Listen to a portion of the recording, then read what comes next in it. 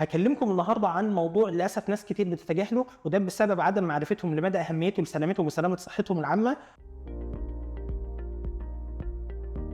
موضوعي النهارده هو عن التاريخ المرضي، وقد ايه مهم ان انت تحكي لطبيبك عن كل المشاكل الصحيه اللي بتواجهك. وانا هنا مش مقتصر في كلامي على طبيب الاسنان، وانما عن اي طبيب انت هتزوره ايا كان تخصصه، ومدى اهميه التاريخ المرضي بيرتكز فيه كذا نقطه. اول نقطه ان بعض الحالات المرضيه المعينه بتحتاج احتياطات لازم ناخدها قبل ما نعمل اي اجراء في الاسنان، وكذلك لو انت بتاخد ادويه مزمنه بصوره يوميه وانت مش مبلغ الطبيب انك بتاخد الدواء ده، ممكن الطبيب يصرف لك دواء يتداخل او يتعارض مع الدواء اللي انت بتاخده، يا اما بيزود مفعوله او بيقلل مفعوله، او ان هو يعمل لك حساسيه، او حتى ان انت مثلا يكون عندك حساسيه مسبقه من دواء معين لازم تبلغ بيها طبيبك.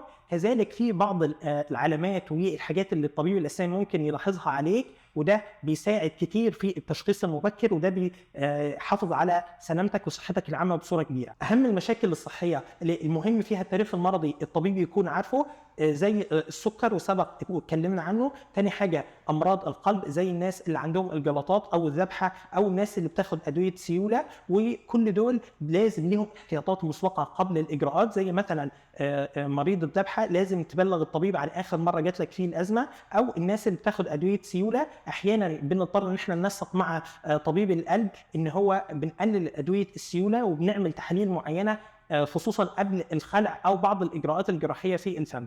تاني حاجه الناس اللي عندها مشاكل في الكلى وماشيين على الغسيل الكلوي، فلازم نعمل احتياطات خاصه بيهم، زي ان هو ما ينفعش نعمل له اي اجراءات في اول 24 ساعه خصوصا لو الخلع، لان هو بتكون عنده السيوله عاليه. ثالث حاجه المرضى اللي بيشتكوا من مشاكل في الغده الدرقيه سواء بزياده النشاط او بالكسل، وده لان هم بيحتاجوا بنج معين للاسنان. كذلك الناس اللي عندها مشاكل فيتامين د، وده وجدوا مؤخرا ان هو بيأثر على نجاح زراعه الاسنان. وبالاضافه كمان الناس اللي بيتعرضوا ل او سبق لهم التعرض للعلاج الاشعاعي او الكيماوي، لان هم بيحتاجوا خطط علاجيه معينه خاصه بيهم. كذلك الناس اللي بتعاني من امراض معديه زي امراض الكبد او امراض نقص المناعه المكتسب، وده عشان بناخد احتياطات عاليه وقائيه لمكافحه نقل العدوى. بالاضافه للسيدات المتزوجات لو اتاخر عنها المنستريشن